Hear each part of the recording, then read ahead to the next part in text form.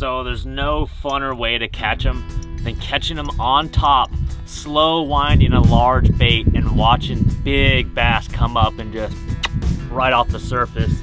But over the last couple of months here, over the last couple of years in bass fishing, it seems like the buzzbait and the revolving style of top water winding bait have been really popular. And what has been forgotten about, and what I love to do for really big fish, is the old school wake bait.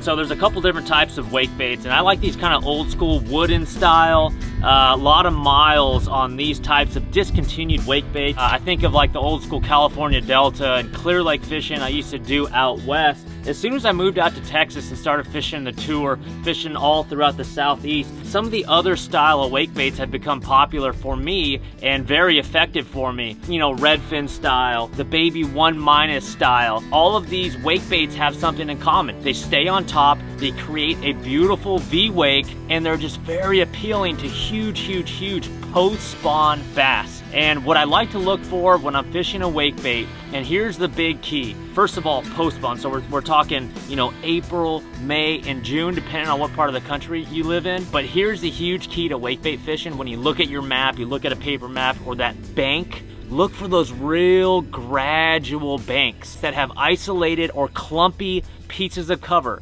i.e., you know, trees, flooded cedars, clumps of hydrilla, clumps of grass, things, you know, a bank that's gradually flowing but has little lanes where you could pick out and wind that wake bait through there. When you have that nice little click, click, click, click, click, click, click, click, click, everything on that shallow gradual bank hears it, it feels it, it knows there's a big presence on the surface of the water. Oh, is that a baby duck? Oh, is that a rat? Is it a gopher? Is it a mouse? Is it a big giant gizzard shad that's on the surface? That's an easy post-spawn meal. That's the whole thought process behind wake bait fishing. Again, the buzz bait, yes, that catches fish. You know, the plopping style baits, yes, those catch fish. But in my opinion, when the fish are set up shallow and they're on those shallow banks with isolated cover, there's no better way to get that giant bite than with a big wake bait offering, like some of these baits here. And you know, like some of these wooden wake baits, a lot of these are discontinued.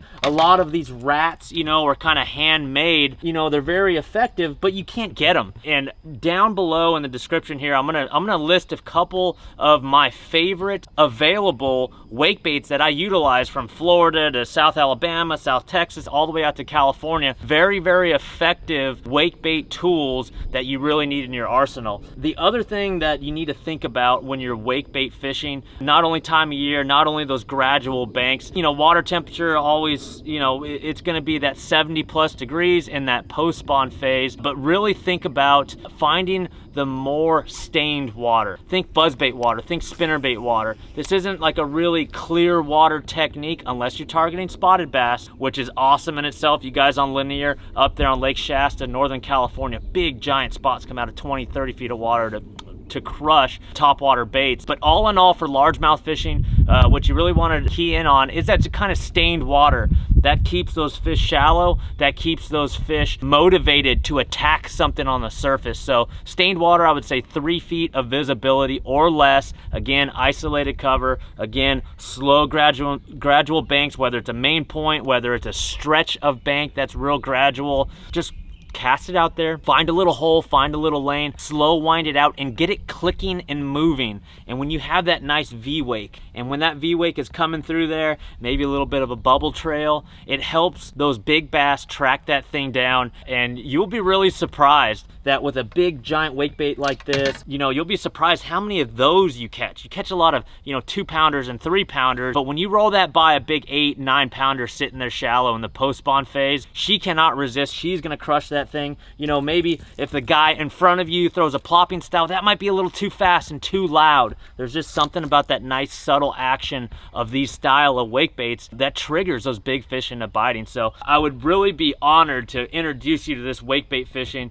and get you hooked on this style of fishing. I use it all across the country. It's one of those things where you just pick it up and throw it and throw it and throw it. yes, some of these rats are large, you know, some of these wake baits are rather large, but it's just like big swim bait fishing or big spoon fishing. It's just one of those mental things. If you put yourself in a mental space like, hey, look, this is a larger than normal bait, it's on top water, yes, I won't get a lot of bites, but the ones I do get are the ones you like to share on Instagram and Facebook and things. That's kind of the mental place you need to be in when you're throwing these larger kind of wake baits up there shallow. You know, I'm telling you right now, you could go behind guys throwing the buzz baits, throwing the poppers, throwing the spooks, offering them something different, just like the big swim bait fishing. Show them something different on the surface. It's a different action, it's a different noise, it's a different vibration that these fish, again, 10-year-old fish, 11, 12, 15-year-old fish that have been around the block a time or two, she's eaten, you know, sometimes squirrels and rodents off the surface, rats, things like that. She's eaten those things off the surface over her lifetime, fooling those big ones, whether it's a big swim bait underwater or a big wake bait on top of the water. When they feel that buzz bait go through there, yeah, you know, a million people have thrown buzz baits and poppers and spooks and things like that, but when that wake bait comes by clicking real nice, V-waking real nice, she is convinced that that thing is real. It is a real rodent, or it's a real gizzard shad on the surface there. There's nowhere for it to go, you know, it can't go up. This thing on the surface, it can't go further up, and that big 8, 9 pound 10 bass knows it. It knows that it can't go further above, you know, that water surface, so she thinks that thing is pinned up there.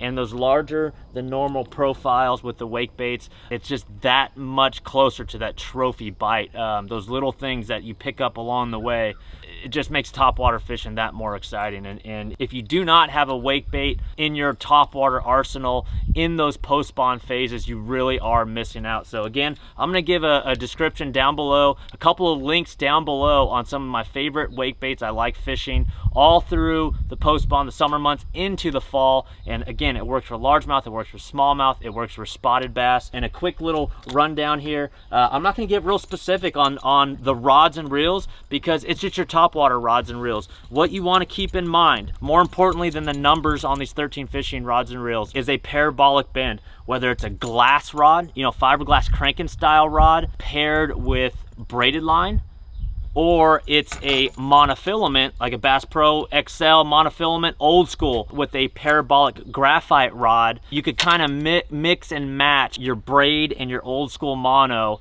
and you could adjust that accordingly with your rod. So I like to go with the smaller style of wake baits. Again, later on today, I'm gonna go wake bait fishing. I'm gonna cut this buzz bait off, put on one of these baby 1- type wake baits, braided line, 30 to 40 pound braid, a cranking rod to compensate for that zero stretch braid. That's a killer setup, little 7-1 13 fishing envy, cranking rod, real simple. And on these bigger wake baits, love throwing old school mono, dude. At Seagar, I love you. Your fluorocarbon, your braid is phenomenal, but I still throw old school monofilament, Bass Pro XL monofilament in 20, 25, sometimes 30 pound test, depending on where I'm going. But that real stretchy, floaty monofilament, I back it up with a heavier parabolic, but like a medium heavy rod. So like a 7.6 medium heavy. This is a 13 fishing Muse rod. And again, I kind of accent that stretchy monofilament with a more powerful graphite rod. So depending on the type of wake bait you choose to fish, whether it's a rat or a giant redfin or something like that, you know, throw it on this real stretchy floaty mono, but back it up with a stiffer rod, or the smaller style of wake baits, the smaller, tinier jointed Rapalas, baby 1-is and smaller redfins. Throw it on a cranking rod with a straight braided line, 30 to 40 pound Seagar Smackdown or Seagar Tactics, something like that. That is absolutely money. Again, all the links for all this equipment will be down below in the description there. And this is all stuff that I use like day to day whenever, you know, post spawn hits and I'm looking for a bigger bite on tour. And it seems like these days, these guys are so good out on the tour. We're always looking for a leg up. And I cannot be the guy that goes behind a guy throwing that same exact buzzbait or that same exact plopper. I hate doing that. So I love to show them something different. And throwing a wake bait in those post-spawn months get me those bigger bites. It will for you too, I promise you. So check out wake bait fishing in those post-spawn months all through summer into the fall. I promise you, you will catch a absolute giant this post-spawn season.